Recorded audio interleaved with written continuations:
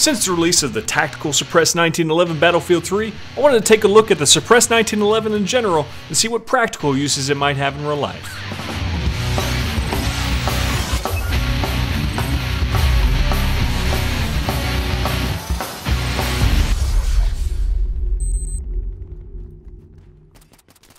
So this is no montage-worthy gameplay of the Silence 1911. This is more of an honest look at its applications in different types of engagements.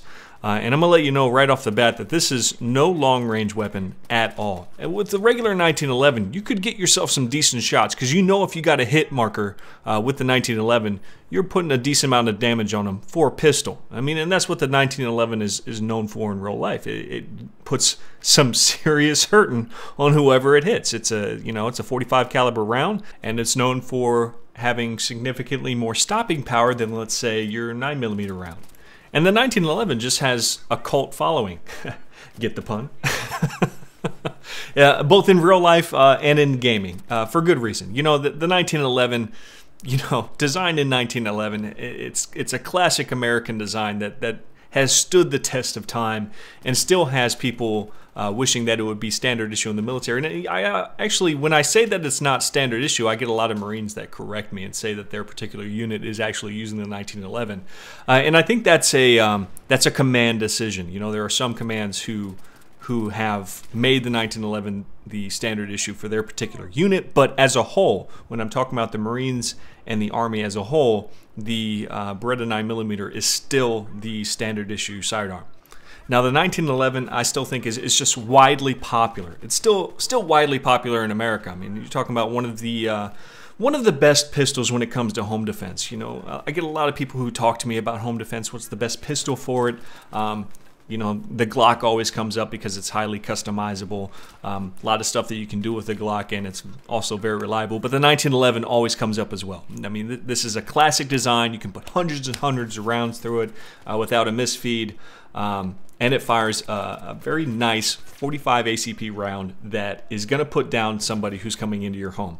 And when you think about people who are going to break into your home, I don't know, especially here in Texas, if you break into somebody's home, you got something wrong in your head. So either you have this mental retard strength going on, or you're on drugs. And in either case, you're going to want a heavier round to ensure that they feel it when you shoot them. The 9mm round, don't get me wrong, getting shot by a 9mm round, you're going to feel it. It's going to hurt. But if you're on meth, I'm going to want to go with a higher caliber round that is most definitely going to put them down, whether they choose to feel it or not.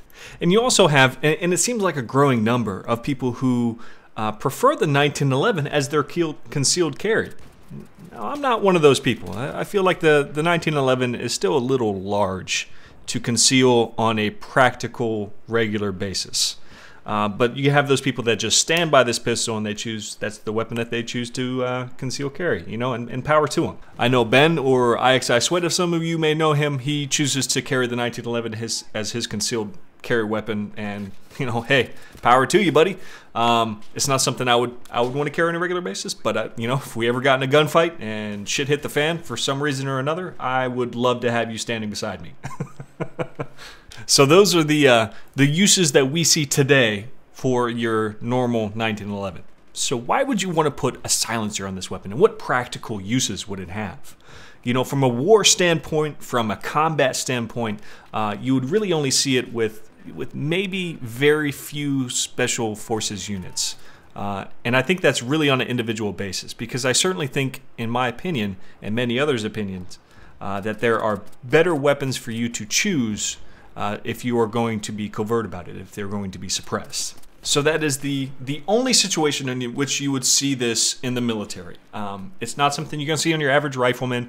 A suppressed weapon just isn't something that you would normally use. When you're in a gunfight, it doesn't matter if the weapon's suppressed or not. You need the weapon to be as effective as possible, and suppressed weapons does reduce the effectiveness of a weapon. And by effectiveness, I mean its penetrative power, its muzzle velocity, and its accuracy. You're using subsonic rounds, which one are more expensive, so it doesn't make sense for a military to use on a regular basis anyhow, and subsonic rounds do travel slower. Now, with the higher caliber rounds, some say that the subsonic rounds pack more of a punch. It's moving slower, it's a higher caliber, it's gonna feel like you're getting hit harder. I don't know if there's any truth behind that. But in any case, you are not going to see this normally in the military. Now, in the civilian world, why would you want to own a suppressed 1911?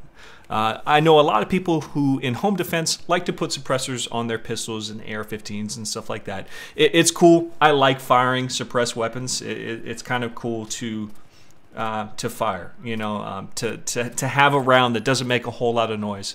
And so the mindset behind people who use it in home defense is that they don't want to alarm the entire neighborhood, if they have to defend their home. They don't want to have to wake up every single child and dog and anybody if they have to kill the bad guy. No need to wake the baby if you got to kill the bad guy.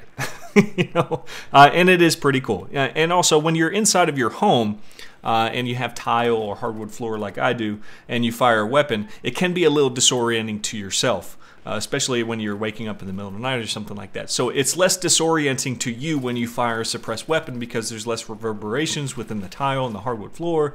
And so as a result, you'll be more accurate and put more shots on target. At least that's the thought process.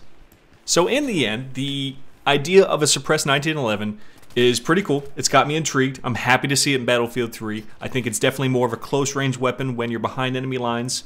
Definitely not something that you want to approach an enemy head-on if you haven't figured that out by now.